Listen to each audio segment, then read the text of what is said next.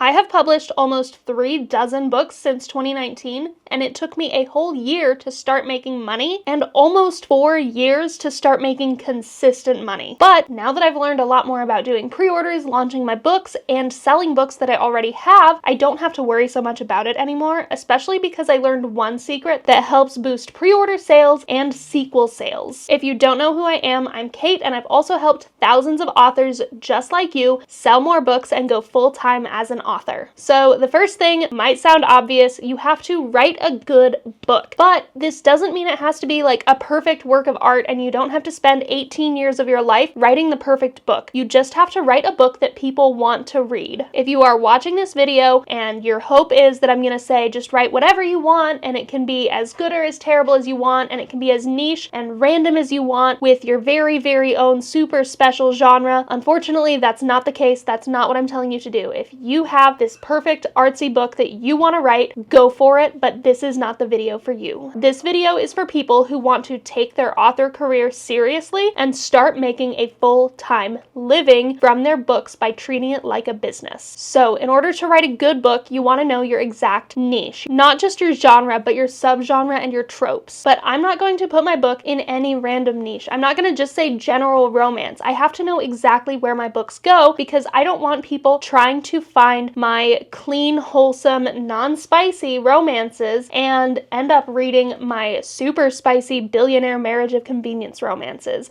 I have to know where my books go and what categories they go in. For example, Convenient Husband is not going to go in the Christian romance category because even though they are happy and they get married and they live happily ever after, there's not Christian elements to it, and I don't want people who are expecting one genre to read another. Just because you are a Christian writing romance doesn't mean that your books are Christian romance. Or just because one of your side characters is a billionaire or your villain is a billionaire in your story doesn't make it a billionaire romance, because the billionaire has to be one of the love interests in the story. So make sure to check out Amazon categories of books similar to yours, because when you put your book on Amazon KDP, it's going to ask for your categories and you have to choose those. This will also help when you're putting in your keywords when you're putting your book in. So once you're ready to write your book, you've got your 16-point 3-act structure outline, you are all set up, you want to make sure to read T. Taylor's 7-Figure Fiction Guide to Universal Fantasy. She talks about this concept of butter, like how adding a bunch of butter to food makes the food better, adding a bunch of word butter makes the book better. This is not an ad, I don't even know her personally, but I love her book and it is something that I will recommend to every writer who wants to write fiction that sells. So then you are going to implement parts of that into your outline. Even though I have my outline done for my next book, I might not have these universal fantasy scenes, so I'm going to then inject those universal fantasy scene outlines and come up with these universal fantasy themes to put into the book. Now, when I talk about universal fantasy, I don't mean fantasy,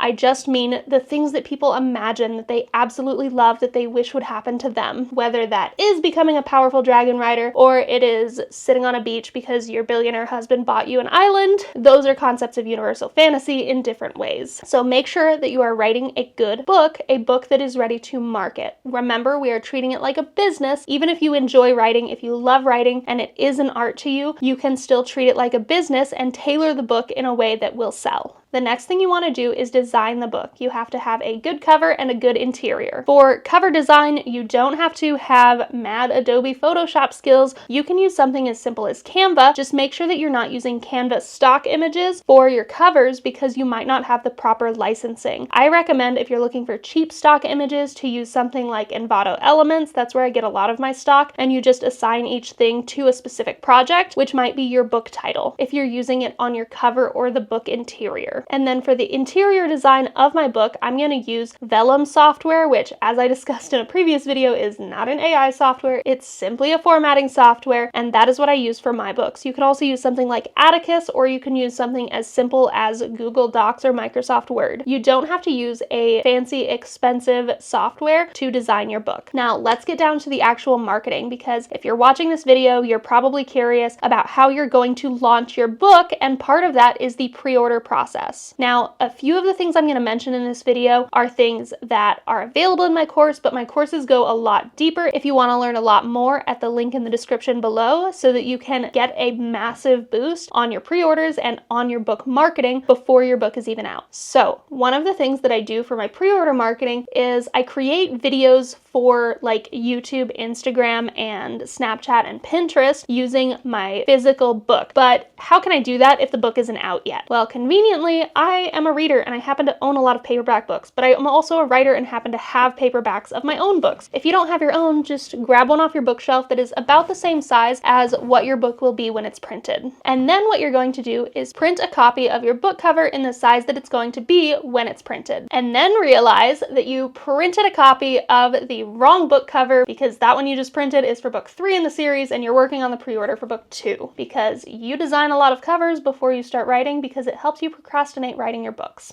So now you have your book covers. Look how wonderful. It's on a piece of paper. What the hell am I supposed to do with this though? For one, I'm still going to use this. I'm just going to save it for later because obviously this is for book 3. I don't need book 3 yet. But I'm going to take this for book 2 and I'm going to take these and I am just going to cut off this side. And then I'm going to cut the corner. I'm just going to cut an angle. I have to show it. I can't show it to you as I'm doing it, but if you look at that, I cut it at an angle. And then I'm going to cut this other corner at an angle. And then I'm going to cut an angle off of my other corners. And I'm cutting these slants off and you'll see why here in a minute. They don't have to be perfect as long as the edge is somewhat even. So this one I'm actually using Convenient Husband because the cover is already purple and the cover for book 2 of this other series is purple. I'm really consistent on my book covers. Then this is something I learned in a very silly way from a 7-figure author like a few years ago and I had not thought of it before and then was like, oh, that actually makes a lot of sense. So I'm just putting this on here if I can do it. It's sometimes easier to just like pull it off and then like fold it here and then slide it in. You just want to make sure that you're not holding it too small for it to fit. Boop. So that's what I'm doing here. I'm making sure it's not too small to fit. It's not wanting to go down because it hates me. I can do this. If you're not seeing where I'm putting it, it's because the book is in my lap. Okay, so now I'm going to slide this on the book. I can slightly unfold it a bit just to get it on here. So then I just slide this on the book and then I cuss at it and I say, hey, motherfucker, get on my book. Trim the edge just a tiny bit so that this motherfucker get on my book. It's not wanting to get on there. It doesn't have to be perfect. It just has to get on there. Okay, so I just trimmed like the edges a little bit. It's me. Hi, and the problem is me. Oh look, now I have a pretty copy of this book that's not even out yet and I don't have physical copies. And if you need to, you can also trim this little edge off. Doesn't have to be perfect, it just has to be done. There we go. Now we have a pretty copy of the book. It doesn't have to be perfect because this is just for marketing content, and all I'm gonna do is I'm gonna hold my phone and you'll see my stuff in the background. Basically, it's like, hey, wow, look at this book. Look how pretty this book is. Look how pretty the book is.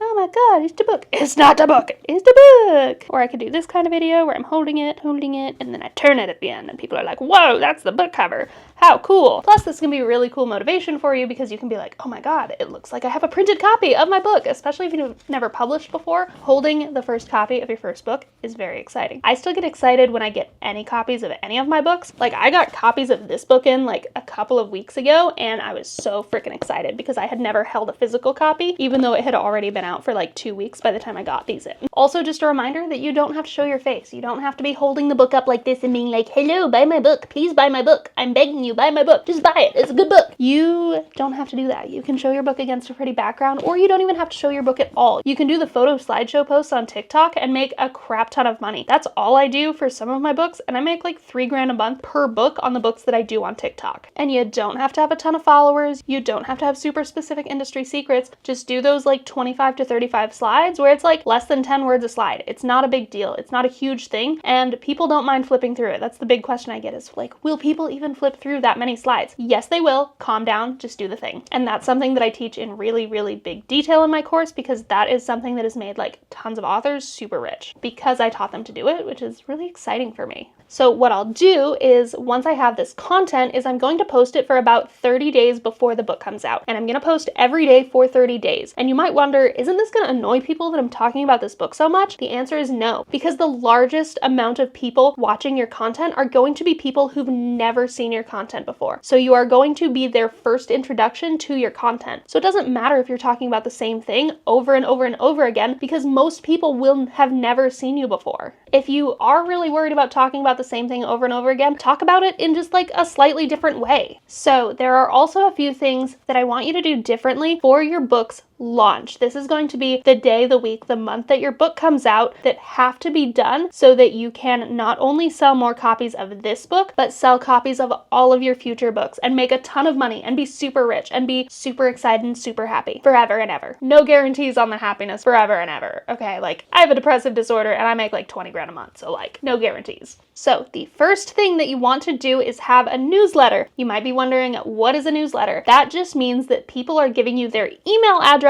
so that you can send them emails. But you don't necessarily have to get people on your newsletter before your book launches. It can be a really good idea so that you can remind people that the book is coming out. And what I use as a newsletter builder before the book comes out is going to be chapter 1 or chapters 1 through 4 of the book before it launches. So I'll have like the link in my bio lead to that newsletter where people can subscribe in order to get those few chapters. This can get them really excited for the book. Plus then once they have read these 4 chapters and you send them an email that the book is out and you have a link for them to purchase the book on Amazon, on Kobo, or even on your website, people are going to be excited for it because they've already read part of your book before it ever came out. However, you don't just want to have that builder for one book, for your first ever book that comes out. So what I do and what I have ready for all of my books, or at least I try to, I'm a little bit behind on it. Sorry to my readers who have tried to get on my newsletter for bonus scenes. I'm working on it. I'm getting caught up. Is I will create a bonus scene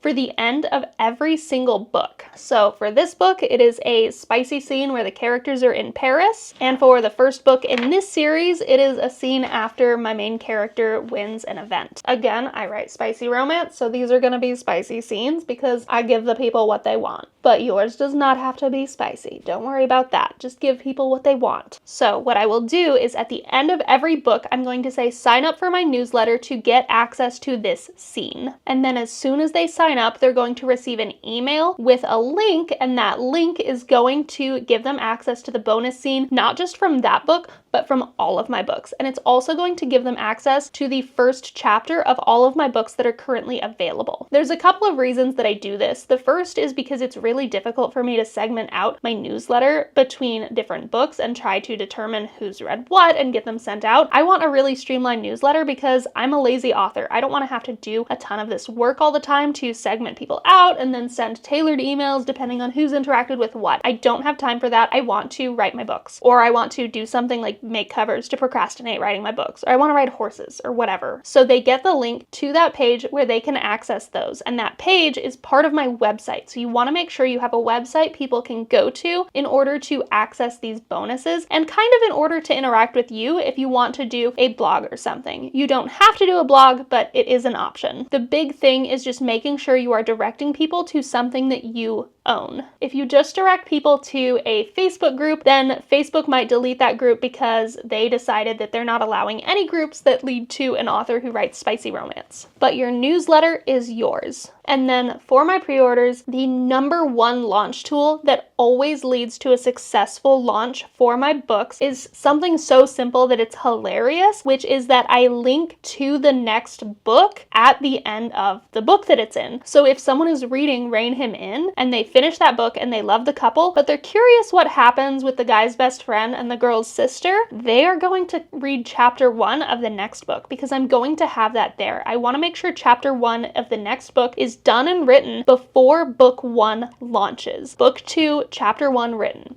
and done. And then you're going to link to the pre-order of book 2. That is the #1 thing that has boosted my sales and boosted my launches so that I have massive launches that sell a ton of books. If you want to learn my in-depth strategy, make sure that you check out the link in description, including that bundle to sell a crap ton of books.